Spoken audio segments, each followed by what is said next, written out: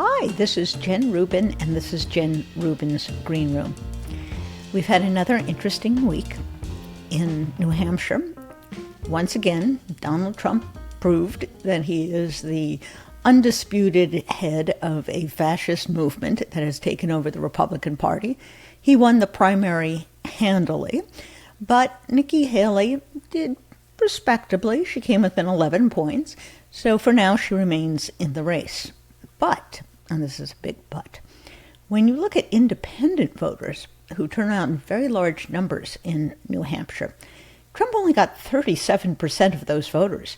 So those were 37% of independents who have some tie to the Republican Party or maybe Republican leaners. And if he only gets 37% of those, what's he going to do when he gets to a general election and finds a huge mass of independents who really are straight independents, not necessarily Republican leaners? That doesn't look very good for him, I'll tell you. So I think we see the phenomenon where Trump continues to dominate his movement, his MAGA movement, which in turn dominates the Republican Party. But I would hold off before we coronate him again, because his standing with the general public among independents, Democrats, soft Republicans, I think is a big question mark. And there's several reasons for that, obviously. One is that he's nuts and keeps showing us that he's nuts and keeps, in effect, making ads for President Biden, showing how nutty he is. And thank goodness Nikki Haley finally is talking about it. Her statements affirming his mental defects, I'm sure, will be put to good use by the Biden campaign. He also has made clear what his totalitarian plans are, so we don't have to mess around pretending he's going to be a normal president. He's told us he's going to use the military against civil disobedience. He's going to use the Justice Department to go after his enemies, the whole shebang. So there can be no doubt about that. And the third thing is that economy that he used to boast about is not as good as the Biden economy. The stock market continues to hit new highs. We just came in with a fourth quarter of over 3% GDP growth, which is excellent. And over the last 6 months, we've hit that 2% inflation rate, which is right where the Fed says we should be. So when you look at the jobs, when you look at the resurgence of manufacturing, when you look at consumer confidence, the economy is looking pretty strong. And lo and behold, Biden is, I think, going to get more credit for it, at least more credit than he's been getting, which is absolutely none. And that is a major factor for most people. And lastly, we have abortion. And that continues to be a driving issue. Even Republicans do not favor abortion bans. And what we see from coast to coast is horrendous examples of the cruelty, the danger that women are subjected to because of these bans. We just learned from Texas there were 65,000 women who were rape victims that were forced to give birth. What kind of madness is that you would inflict such torture on a woman? That's an abomination. And American women know it. Men know it too. And Donald Trump keeps taking credit for getting rid of Roe v. Wade. Well, here you go. Here's an example of his handiwork. So I think there are a lot of factors that have been ignored or downplayed as we have been covering the run-up to the election year. But as we get to the point where people can no longer delude themselves in thinking there's going to be some magic Democratic candidate other than President Biden, and there's not going to be some other Republican other than Donald Trump, I think these very sharp contrasts are going to come into view. And I think Biden is an underrated candidate. He's always been that way. He was underrated in 2020, both at the primary and the general election, and he's underrated now. I suspect he sort of likes being in that position. On the foreign policy front, there are two big issues. One is Donald Trump has declared that he doesn't really want the border solved.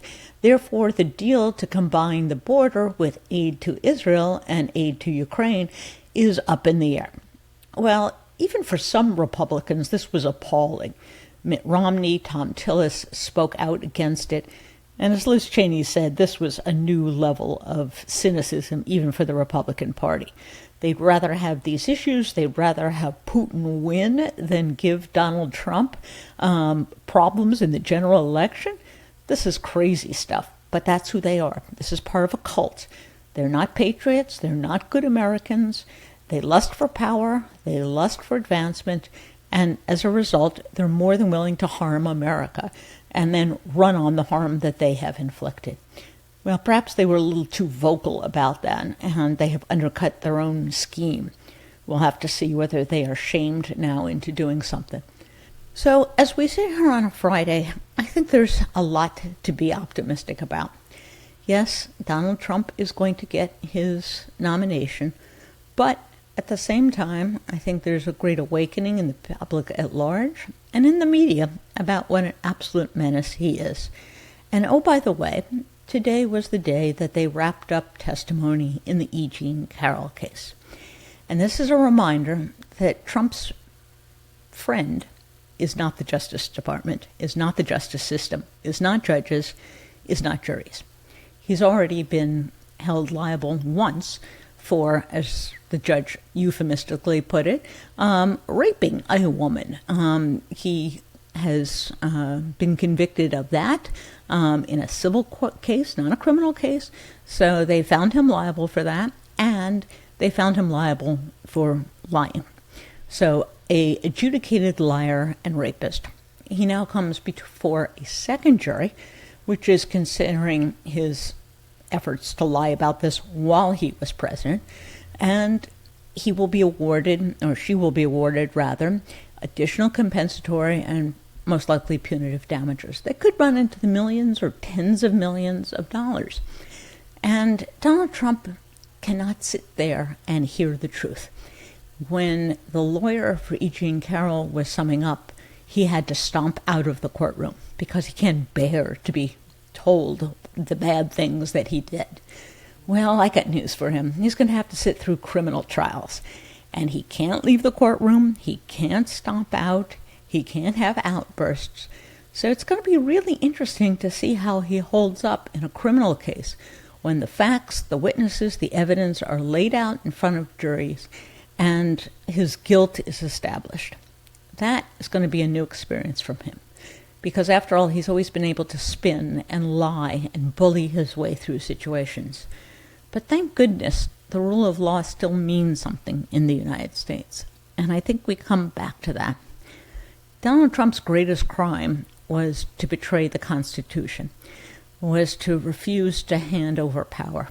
It was the ultimate nullification of our constitutional system and of the decisions and rulings of more than 60 courts.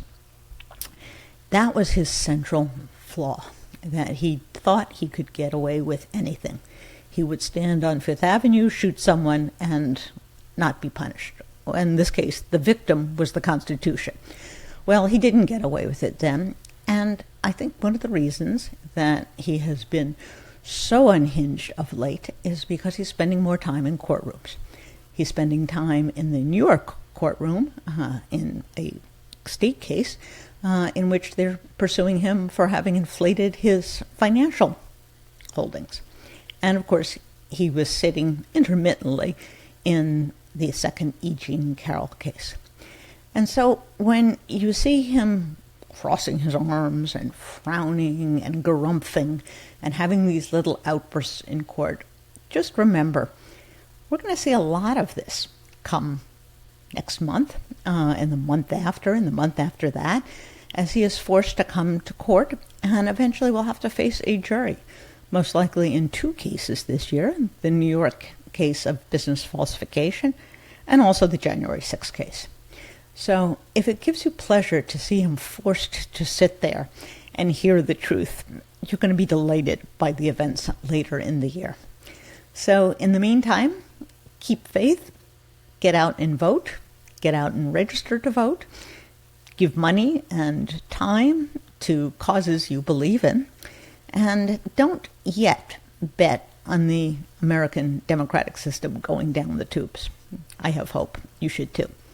Meanwhile, Israel was taken this week to the International Criminal Court on an abominable claim by South Africa, which is hardly a place where you would think of human rights flourishing, on the grounds that they were committing genocide in Gaza. This, of course, is preposterous. Israel is not seeking to eliminate the Palestinian people. Gaza is not eliminated. They are not targeting civilians. Yes, many civilians have died, but the only one targeting for destruction, for annihilation, is Hamas, which has over and over again made clear its goal is to destroy the Jewish state and to kill Jews. So, in this perverse twist of justice, South Africa brought Israel before the International Criminal Court. Now, it was interesting. The way the press reported it was, well, Israel wasn't forced to rush to a ceasefire, but they were told to avoid a genocide in the future and to get more aid in. Well, wait a second. What they found was that there was not sufficient evidence of genocide by Israel. In other words, the claim essentially failed. And although they were told not to do something that they're not doing, and that they wouldn't do anyway, which is pursue genocide, and they are making efforts to increase aid and are under even more pressure to produce more aid by the United States, that's what they were told to do. So what do you make of this bizarre example? Well, this is anti-Semitism and anti-Zionism writ large. They seek to make Jews, who were, of course, the victims of the Holocaust, into Nazis. They seek to impose a double standard on Israel that is applied to no other country. And most important, they seek to delegitimize Israel. They seek to paint it as a colonizer's illegal state that therefore has no reason and no right to be there. So Israel fights on. As we speak on this Friday, Bill Burns, who was the greatly respected head of the CIA, is in the Middle East trying to broker a deal that, if not a permanent ceasefire, would certainly be extensive and would involve return of the hostages. This is absolutely critical, and I think we in the United States and Israeli citizens have reached a bit of a consensus, which is the additional days, the additional death, the additional destruction in Gaza is really not serving any purpose. That they have essentially dismantled Hamas, they have essentially dismantled these tunnels, and that it's time to mop up and to end the fighting and to bring the hostages home. And the hostages, I think, have become a rallying point, both for people in Israel and people in the United States who are sympathetic to Israel, that bringing them back has to take a higher priority than allowing Benjamin Netanyahu to continue an endless war in search of, quote, destroying Hamas, as if that were really possible, as if it were possible to get every gun, every bomb, every fighter. So we're perhaps reaching a conclusion in the war. At least there has been a reduction in civilian casualties. Unfortunately, there's been an increase in casualties among the IDF because they are, in fact, reducing the scope of their weaponry. They are going into urban areas. They are narrowing their attacks. They are foregoing mass bombings. So we pray, we hope that that will come to a conclusion. So if you like this program and you like our other programs on Jen Rubin's Green Room, please click there to subscribe. Tell your friends they can follow on Spotify, YouTube, Apple Podcasts, or wherever they get their podcasts. Bye-bye.